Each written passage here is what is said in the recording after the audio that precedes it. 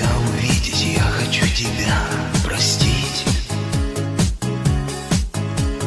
Я хочу твой голос слышать и любовь тебе дарить. Не всегда судьба как сказка, не всегда она легка. Только знай, что не напрасно прозвучат мои слова. Люблю и скучаю